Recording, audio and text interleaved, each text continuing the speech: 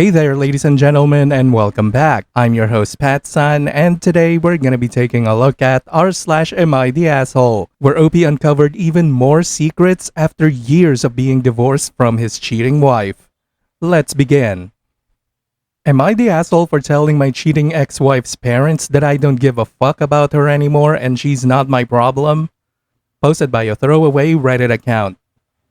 Me and my ex-wife have been together for 7 years and married for 2. We waited to have babies because we wanted first to be financially stable, and after 2 years, we started trying to have a baby. So a few months passed by when I caught her cheating on me. I immediately told her that I wanted divorce and she went crazy, trying to suggest couple therapy, to forgive her, to think wisely because everyone make mistakes and all this type of BS. But I was adamant on my decision and never forgave anyone for cheating in my life, and never would. Our divorce was quick but unfortunately very dramatic, because during the separation and even in court, Mary wouldn't stop crying and begging me to think back at my decision. Fortunately, like I said, it was quick, and I always thank God for the idea of the prenup because it avoided a lot of other drama and discussion. I still have everything, and since she cheated on me, I didn't have to pay her anything. The thing is that after I caught her cheating, I tried my best to cut all contacts with her and to talk with her only through my lawyer. When finally the divorce was finalized, I changed my number and house to avoid any unnecessary and useless drama. 3 years passed by and I'm still trying to recover because it really hurts me deep and I really loved her. But unfortunately, cheating is one of the few things I never forgave anyone for. But thanks to my therapist, I'm slowly recovering and getting better. Now the issue is this: after my divorce I didn't hear news from Mary, so I didn't know anything about her, her life, and anything else. But a few days ago I found out reluctantly that she had a big accident in the car and was hospitalized in serious conditions. I know this only because 2 days ago I bumped into Mary's parents in the supermarket and they immediately told me this, even if I don't understand why. Then they said that it would be nice if I go to visit her at the hospital, because despite what happened between us, Mary was always an important part of my life. But I told them that I would never go to visit her, because Mary wasn't my problem anymore and I don't have to do anything for her. We started arguing and I clearly told them that I don't give a fuck about Mary, her life, and what she is doing, because she cheated on me, breaking my trust, and they always justified her cheating, blaming me for what happened so she can go to hell, and then I left.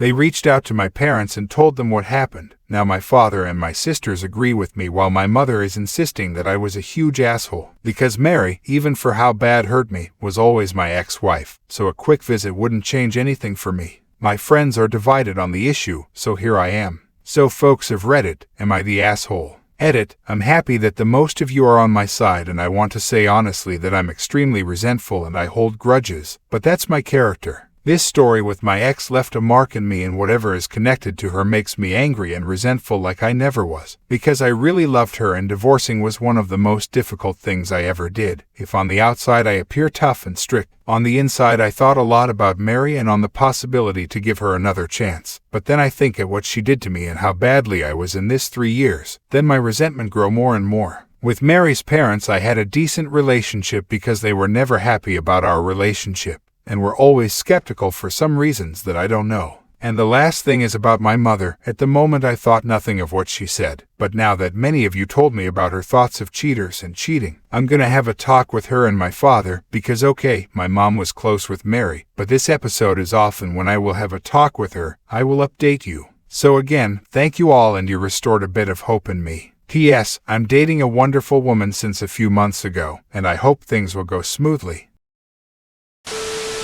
Now for OP's update. First of all, I don't know if I hate you all or if I want to thank you for your suspicions on my mother's response. Right now, I'm more for I hate you all. I will try to make it as short as possible. So when a few days ago my mother told me her opinion on the issue with my ex, we were alone in the kitchen and my father wasn't there. But yesterday I had a talk with both of them about this because you were right. Her response was off and it sounded like she had some issues with cheating, and I hate to admit it, but you were right. So I had a talk with both of them and it turned out, my mother used to cheat on my father with her ex for the first 2 years of their marriage. When her ex came to stay in our city, she was about to divorce my father. But then her ex died in a tragic car accident with other people, and they both agreed for couples therapy and it seemed like they sorted things out. But not at all. When my father knew about my mother's opinion, he literally freaked out and yelled at her that she must be ashamed of her thoughts, even because of her past as a cheater and because she knew how much hard work my father put in their marriage to not divorce her. My mother started crying crocodile tears, but my father knows her enough, and in fact wasn't sorry for his harsh words. The thing is that there was a lot of yelling and screaming, and my father told her that if this are her thoughts, he wanted to divorce seriously this time.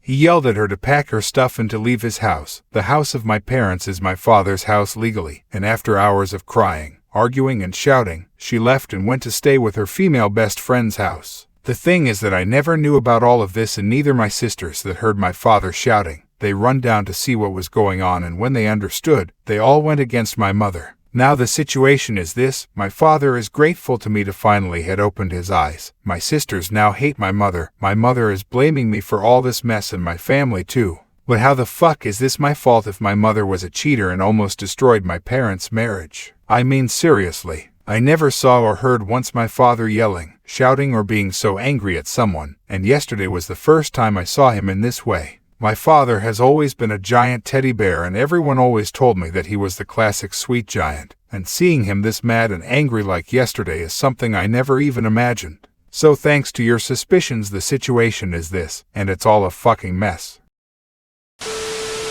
And then, we have this excellent comment exchange between two other Reddit users.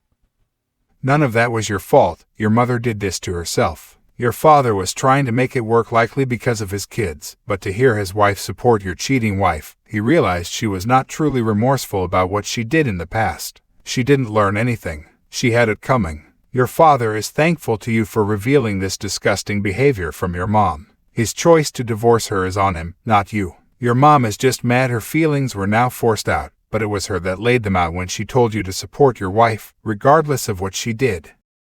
Disgusting, worthless cheaters never truly change. Not only are they shitty partners, but shitty human beings and parents. Time to cut out the cancer. OP cut out the first one, time for the last one, and go no contact. She doesn't deserve to call herself mother after defending her son's betrayal and then betraying him directly. Am I the asshole for telling my fiancé to get over her dead ex-boyfriend? Posted by Reddit user ThrowRA_Fitney. My fiancé and I have been together for 3 years. She was with her previous boyfriend for around 3 years, and they have 2 young kids together. He died from an OD 2 weeks ago. He had been struggling with addiction off and on since before they were together. I've known him since childhood, but wasn't close. I can say he was a very friendly, outgoing, charismatic guy when he was clean. He was the type of guy where if he was around, you'd stand no chance with the girls because they were all interested in him. Eventually she broke up with him due to his addiction issues, but ensured that he still had a relationship with his kids. Recently, that's been supervised visitations at his parents' house after he lost his job, lost his license, and failed court-mandated drug testing. I believe he made some genuine attempts to get clean. He was trying. I wanted him to succeed because I've always thought he was a good guy and his kids deserved that version of him. I became the stable day-to-day father figure, which I willingly took on. By the end of this, you are going to be crying like a little bitch. But respected that he was their dad and they loved him. Since he died, she's been a mess. Yesterday she stayed in bed all day before sitting outside at night, crying for at least an hour. Today is Father's Day and she practically woke up crying. I know she's not just sad that he's gone, but she's sad for her kids. I know it was devastating for her to have to tell her 2 very young children that their dad was dead. She's been moping around for 2 weeks, crying nonstop, calling off work. I told her she really needs to snap out of it. She told me, "I love him so much, he was the love of my life. I'll never love anyone that much." Sensobean! I guess that was the last straw for me, and I told her to get over him or I'm out. I'm not going to be second in her heart after a dead guy she hasn't even been in a relationship with for years. She told me I'm not being empathetic and I have no tact, that I'm an asshole, and he was never that mean to her regardless of what was going on. Yeah, it's easy to not be an asshole when you're strung out on heroin or stay drunk 24/7 and are the happy type of drunk. Am I the asshole for telling her to get over him and that I won't stick around if she is still in love with him, or sees him as the love of her life, or says she won't ever love anyone else like that again? I really want to know if this was an asshole thing to say or ultimatum to give. Now for OP's update. I'm shocked by the number of responses my original post received. There are more comments and messages than I could ever respond to. I'm still not sure if the consensus was that I was the asshole or not, but that doesn't really matter. It ended up just being more useful for me to vent in a way I didn't know I needed to. I honestly don't know if this can be a long-term relationship for me moving forward. I'm going to do my best to be understanding and supportive, to a degree. I've decided to try to help her connect with a grief counselor, and maybe a therapist in general, to see how willing she is to work through all of this. I hope she is willing for herself and her kids. I also don't expect her to get over everything overnight, but she's going to have to work with me to try to function a little bit. If she continues to behave the way she does about his death, without making any efforts to help herself deal with it, I won't sit around forever. I calmly asked her if she meant what she said about him being the love of her life and being in love with him, present tense. I need to know because that's only fair to me. If it's the truth, then we need to slow this thing down. I didn't say end it, just slow down. Wow, like a bitch. And that's what Frieza said. I can accept that she can't change how she feels, but I at least deserve for her to be honest with me. She said she loves me, but her love for him is different. She's never felt love so intensely. She was deliriously in love with him. She's never felt that way for any other man, before or since, and she can't guarantee that she ever will again. He will always be her number one, and she knows how crazy that sounds given all of his problems. She said maybe being with him, dealing with his issues, and the heartbreak has made her heart closed off now. She doesn't think she will ever feel as happy as she felt at her peak happiness with him when everything was good. They were supposed to get married. The person she experienced the most intimate things in life with is dead. She asked if I was going to accuse her of cheating on me with him next. I told her I wasn't going to accuse her of that. I seriously never had any suspicions of that. She doesn't believe me. She says she can tell that's what I'm thinking. Then she said the honest truth was that one time she did walk with him and hold hands, then kissed him and told him she loved him.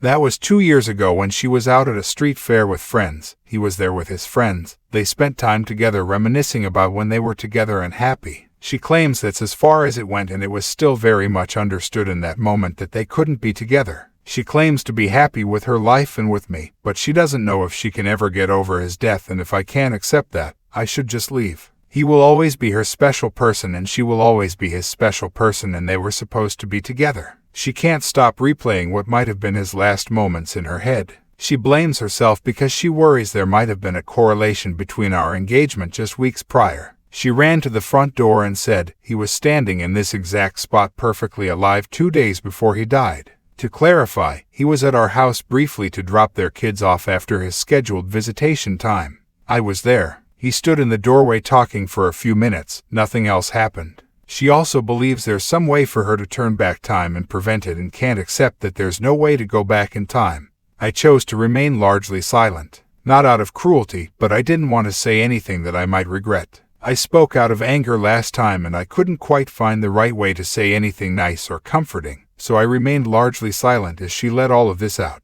I told her I appreciated her honesty. I'm very hurt by what she said. It makes me feel like shit. It makes me hate this guy. Yeah, I feel jealous, I can admit it. However, I don't think it's an appropriate time to make any major decisions. As someone who cares for her, I just want to see her be well right now. In some of the memorial posts I read after his death, many people were reminding others to be kind to others experiencing struggles, and I am going to do my best to do that for her right now. Several comments in my previous post stated something along the lines of grief can make people do crazy things. This doesn't mean that I'm chalking what she said solely up to grief, but I believe there's some truth to the sentiment about grief. I know there are plenty of people who will think this makes me a chump or a cuck or whatever. I'm not going to try to change anyone's mind, and I probably won't be posting any further updates regarding what happens from here. This is somebody I love that I was planning to make a life with, so even if that doesn't end up happening, I'm going to do my best to help her as a fellow human being right now. I'm sure I'll screw up and say or do something that makes me out to be a jerk again. This is hard for me to continue to remain understanding, but I can't see myself just absconding from their lives overnight, and I'm not ready to throw the towel in yet. That's stupid! You're stupid! Stop being stupid! Oh, you fucking donut. The only reason she's with you in the first place was because she needed a simp to care and provide for her and the kids, while her degenerate true love recovers.